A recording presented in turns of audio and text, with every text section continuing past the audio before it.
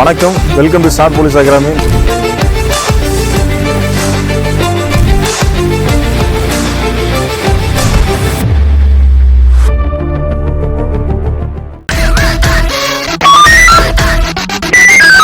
அனைவருக்கும் வணக்கம்.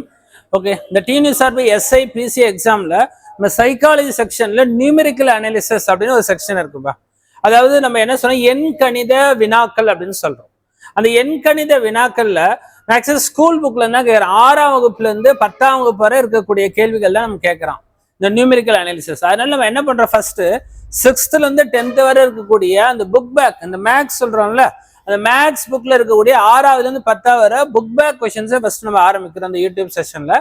இன்னைக்கு 6ஆம் வகுப்புடைய கேள்விகளை தான் ஆரம்பிக்கிறோம். ரைட்டா, சைக்காலஜில இந்த நியூமெரிக்கல் அனாலிசிஸ் அப்படின்னு டாபிக் பார்க்கணும். எண் கணித வினாக்கள் இது நமக்கு டிஎன்யூஎஸ்ஆர்பில எஸ்ஐலையும் சப் இன்ஸ்பெக்டர்லையும் கேட்குறான். அதுல போலீஸ் கான்ஸ்டபிள் எக்ஸாம் நடக்குதுல அதுலயும் இதே செக்ஷன் இருக்குப்பா.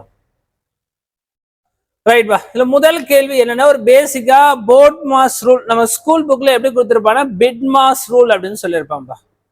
இந்த பிட் மாஸ் ரூல் அப்படின்னா என்ன அப்படின்னா, அதோட விரிவாக்கம் என்னன்னா, பீனா பிராக்கெட்டுப்பா. பிராக்கெட்டுக்குள்ள என்ன ஆப்ரேஷன் இருக்கோ அதுதான் ஃபர்ஸ்ட் எடுக்கணும். ஐனா இண்டிசஸ்ன்னு சொல்லுவாங்க, அதாவது அடுக்கு குறியீடு, ஸ்கொயர் ரூட்லாம் சொல்றோம்ல, அதுதான் அடுத்தது. இது ஆர்டர் ஆஃப் ஆப்ரேஷன் சொல்றோம், என்ன வரிசையில இந்த கூட்டல் கழித்தல் பெருக்கல் வகுத்தல் கணக்குகளை சால்வ் பண்ணணும். அதுக்கப்புறம் டிவிஷன், மல்டிப்ளிகேஷன், அடிஷன், சப்ராக்ஷன், இந்த ஆர்டர்ல தான் சால்வ் பண்ணணும்.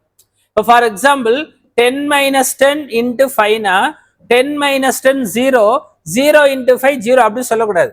ஃபர்ஸ்ட் இங்க பாருங்க, மல்டிப்ளிகேஷனுக்கு அப்புறம் தான் சப்ராக்ஷன், ரைட்டா, பெருக்கலுக்கு அப்புறம் தான் கழித்தல் பண்ணணும். ஃபர்ஸ்ட் பெருக்கல்னா 10 × 5 50, அதுக்கப்புறம் தான் மைனஸ் பண்ணணும்பா. ரைட்டா, ஒரு பேசிக்கான விஷயம் தான். ரைட்டா, இதுல ஃபர்ஸ்ட் நம்ம எங்க இருந்து ஆரம்பிக்கணும், பிராக்கெட். அந்த பிராக்கெட்ல சின்ன பிராக்கெட்ல இருந்து ஆரம்பிக்கும். ரைட்டா, ஃபர்ஸ்ட் பீனா நம்ம பிராக்கெட் தானே, அந்த பிராக்கெட்ல சின்ன பிராக்கெட். அப்ப 3 × 2 6, அதுக்கப்புறம் இந்த பெரிய பிராக்கெட்டோட வேல்யூ எடுத்துக்கிறோம். 8 - 6 என்னப்பா 2. அப்ப அட்லாஸ்ட் என்னப்பா 24 ÷ 2. அப்ப 24 2ஆல வகுத்தா நமக்கு என்னப்பா கிடைக்கும், 12. ரைட், அப்ப இது எதை வச்சு நம்ம சால்வ் பண்றோம்னா, இந்த ஒரு பேசிக்கா பிட் மாஸ் ரூல் அப்படின்னு ஒரு ரூலை வச்சு இந்த ஆர்டர் ஆஃப் ஆப்ரேஷனை என்ன வரிசையில இதை சால்வ் பண்ணணும் அப்படின்ற விஷயத்த பாக்குறோம்பா. ரைட்டா, ரைட். கேள்வி எண் 2 இதே பிட் மாஸ் ரூல் அடிப்படையில தான் சால்வ் பண்ண போறோம். பாருங்க, கொஸ்டின்லயே அவர் சொல்லிட்டான், யூஸ் பிட் மாஸ். இது பிட் மாஸ்ன்னு சொல்லணும் அவசியம் இல்லை, இல்லைனாலும் அந்த பிட் மாஸ் இல்ல போர்ட் மாஸ்ன்னு சொல்லலாம். ரைட்டா, ரெண்டும் ஒண்ணுதான். பிட் மாஸ்னாலும் போர்ட் மாஸ்னாலும் ஒரே கான்செப்ட் தான்.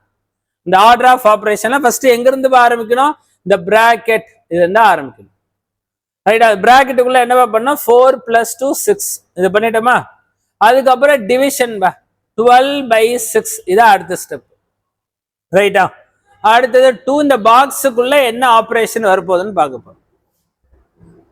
12 6ஆல டிவைட் பண்ணா 2 டைம்ஸ் பா. இந்த -2 இங்க வந்தா +2 ஆயிடும். ரைட்டா, -2 இங்க வந்தா +2 ஆகி 10 + 2 12ன்னு வந்தோம். அப்ப பாருங்க, 2 6 12. அப்ப மல்டிபிளிகேஷன் தான் எழுதணும். அப்ப இங்க என்ன ஆப்ரேஷன் எழுதணும், என்ன ஆப்ரண்ட் வரும்னா மல்டிபிளிகேஷன். 2 6 12ன்னு கிடைக்கும். ரைட், அப்ப இது எதை வச்சு சால்வ் பண்றோம், இந்த பிட் மாஸ் ரூல். ஓகேங்களா, ஃபர்ஸ்ட் பிராக்கெட்ல இருந்து ஆரம்பிக்கிறோம், அதுக்கப்புறம் டிவைட் பண்றோம், அதுக்கப்புறம் மைனஸ் எடுத்தாங்க பிளஸ்ஸா மாத்துறோம். அப்ப இந்த இடத்துல வரக்கூடிய குறியீடு என்னப்பா, மல்டிபிளிகேஷன் அப்படின்னு பார்க்கிறோம்.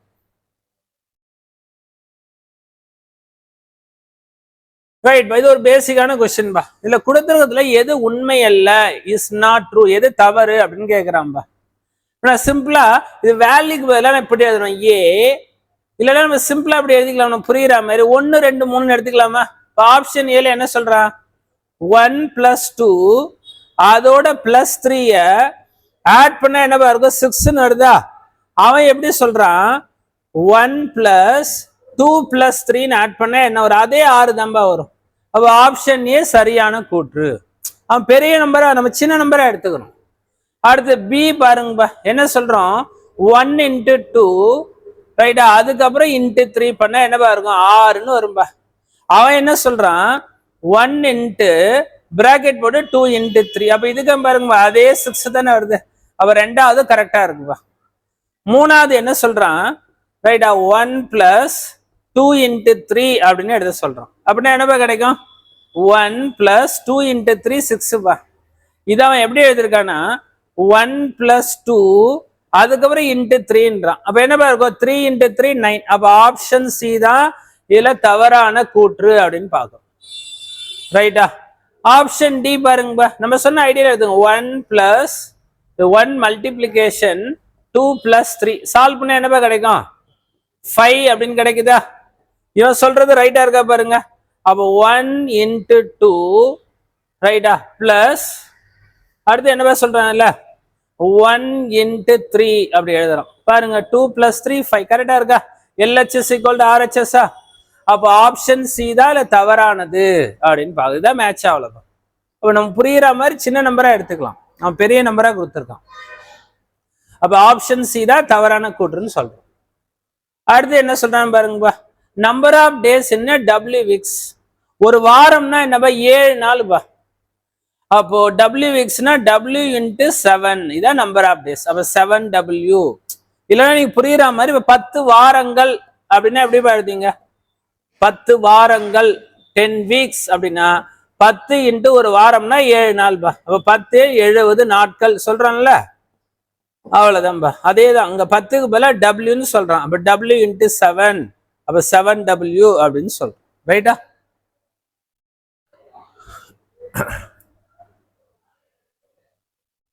ரைட். அடுத்த கேள்வி பாருங்க, இவ்வளவு அழகா கொஸ்டின் கேட்டிருக்காங்க. சைக்காலஜி ரிலேட்டடான கொஸ்டின் தான். பாரு 2 + 2 4 பாருங்கப்பா. 4 + 3 7. அடுத்தது என்னப்பா இருக்கும் 7 + 4 11. அடுத்தது +5. அப்ப லாஸ்டா என்னப்பா கிடைக்கும் +6 பா. அப்ப 6 ஆட் பண்ணா 22. அப்ப எப்படி ஆட் ஆகுது 2 3 4 5 6 இப்படி ஆட் ஆயிட்டே வரும். அப்ப எக்ஸ்ன்ற இடத்துல மிஸ் ஆன வேல்யூ என்னப்பா 16 + 6 22 கொடுக்குதுப்பா. ரைட்டா. பேசிக்கா அப்படியே ஆட் பண்ணிட்டே வாங்க, அரேஞ்ச் இன் அசெண்டிங் ஆர்டர்ல ஆட் பண்ணீங்கன்னா போதும்பா.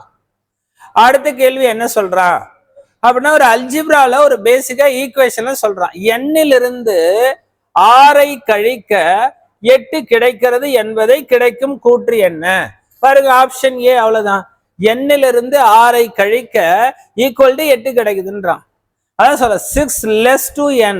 பர் எண்ணிலிருந்து 6 ரெடியூஸ் பண்ணா gives அப்படின்னா = 8 is represented as. இப்படிதான் ரெப்ரசன்ட். என்னோட அள்ளிலாம் கேட்கல, 14 ஆல சொல்ல வேண்டாம். ஒரு அல்ஜிப்ரிக் ஃபார்ம்ல இயற்கணித முறையில எப்படி சொல்றேன்னு கேக்குறான். அப்புறம் 1 ரூபாய்க்கும் 20 பைசாவுக்குள்ள ரேஷியோ கேக்குறான். 1 ரூபாய் அப்படின்னா 100 பைசே அப்படின்றோம். அப்புறம் இது 20 பைசே. ரெண்டுத்தையும் டிவைட் பண்ணா 5:1 அப்படின்னு கேக்குதுப்பா. ரைட்டா. 1 ரூபாய்க்கும் 20 பைசாவுக்கும் உள்ள விகிதம் என்ன. விகிதம்னா என்னவா, எளிய வடிவம், சுருக்கப்பட்ட வடிவம், சிம்பிளஸ்ட் ஃபார்ம்ல சொல்லணும். அடுத்த கேள்வி வாங்க. 1 லிட்டருக்கும் 50 ml எல்லாத்தையும் ஒரே யூனிஃபார்மா மாத்துங்க. 1 லிட்டர்னா என்னப்பா 1000 ml. 1 லிட்டர்னா என்னப்பா 1000 ml-க்கும் 50 ml-க்கும் உள்ள ரேஷியோ. அப்ப என்ன பண்ண போறீங்க, டிவைட் பண்ண போறோம். 0 0 அடிங்க. அப்ப ரெண்டுத்தையும் 5ஆல வகுத்தா 25 1 5. அப்ப ஆப்ஷன் சி தான் எளிய வடிவம், அதான் விகிதம் அப்படின்னு சொல்றோம். ரைட் பா. இல்ல என்ன சொல்றான், ஒரு விண்டோ, ஒரு ஜன்னல் இருக்காம்பா. அதோட நீளம் அகலம் சொல்றான். லென்த் எவ்வளவு இருக்குன்னா 1 மீட்டர் அப்படின்னா 100 சென்டிமீட்டர்ன்றான்பா. அதோட அகலம் 70 சென்டிமீட்டர் பா. இந்த நீளத்துக்கும் அகலத்துக்கும் உள்ள ரேஷியோனா இதை டிவைட் பண்ணி சொல்ல போறீங்க. பாருங்க, நம்ம அழகா யூனிட் சேமா மாத்தியாச்சா. அழகா கேன்சல் பண்ணலாம். 0 0 அடிச்சிருங்க. அப்ப 10:7 தான் அவட எளிய வடிவம். இதான் ஃபைனல் ரேஷியோ அப்படின்னு சொல்றோம். ரைட்டா.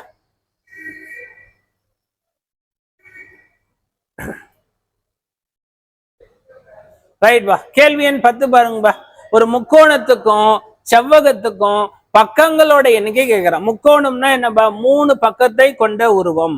செவ்வகம்னா என்னப்பா 4 பக்கத்தை கொண்ட உருவம். அப்ப ரெண்டுத்தோட ரேஷியோ என்னப்பா 3:4 கொடுக்குது. பக்கங்களின் எண்ணிக்கை நம்பர் ஆஃப் சைடு வச்சு கேட்கிறான். ட்ரையாங்கிள்ல 3 சைடு, ரெக்டாங்கிள்ல 4 சைடு. ரைட் பா. அடுத்த கேள்வி பாருங்க. ஒரு பேசிக்கா ஏஜஸ் ரேஷியோவை கம்பேர் பண்ண. அழகன் அப்படின்னு ஒரு நபர் இருக்கார், அவர் 50 வயசுன்றாங்க. ரைட்டாப்பா. அவங்க சன்னோட வயசு 10 வயசுப்பா. அவங்க ரெண்டு பேருக்குள்ள ரேஷியோ என்ன, சிம்பிளஸ்ட் ஃபார்ம் என்ன, 0 அடிச்சிருங்கப்பா, வேற ஒண்ணும் இல்லப்பா. இந்த மாதிரி டைப்ல என்ன சம்டைம் நான் மாத்தி விட்டுருவானா, கொடுத்தது இந்த ஆர்டர் கேட்கறது சன் டு அழகன் மாத்திருவோம். ஓகேங்களா? நம்ம அவசரத்துல என்ன எழுதுறோம், 5:1 இதான் ஆன்சர்னு எழுதுறோம். பட் இங்க அதே ஆர்டர் தான், சம்டைம் மாத்திருவான்னு சொல்ல வர. சன் டு அழகன் அப்படின்னு மாத்திட்டானா அப்ப 1:5 இருக்கும். இங்க மாத்தல, இது அதே ஆர்டர் தான் கேள்வி. அப்ப அழகன் 50 வயசு, சன்னு 10 வயசு, ரெண்டு பேருக்குள்ள ரேஷியோ என்னன்னா 5:1 அப்படின்னு கிடைக்குதுப்பா. அடுத்தது ஈக்குவலன்ட் ரேஷியோ, சமமான விகிதம் அப்படின்னா என்னன்னு பார்க்க போறோம். இப்ப 2:3 சேம் as 4 இந்த இடத்துல என்ன வரும், அப்படியே 2 2 4, அப்ப 3 2 6 பாரு. 4 6 நம்ம டிவைட் பண்ணாதான் மீண்டும் 2:3 கிடைக்கும். அப்ப விடுபட்ட மதிப்பு என்னப்பா கிடைக்கும், 6பா. இந்த இடத்துல 6 தான் எடுக்கும். அப்ப 2:3 சேம் as 4:6பா. ரைட்டா?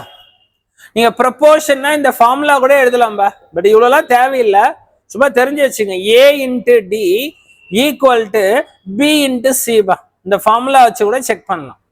அப்ப ஏனா 2, D தான் கொஸ்டின் பா, B 3, C 4 பா. இப்ப டிவைட் பண்ணி பாருங்கப்பா. அப்ப D இன் மதிப்பு 3 to 6, இப்படி கூட சால்வ் பண்ணும். பட் அவ்வளவுதான் தேவையில்லை, ஸ்ட்ரைட்டா எழுதுங்க. 2 2 4 3 2 6, அப்ப விடுபட்ட மதிப்பு 6 அப்படின்னு பார்க்கணும். ரைட் பா. 4:7 அப்படின்ற ரேஷியோ எதுக்கு சமம் அப்படின்னு கேக்குறான்பா.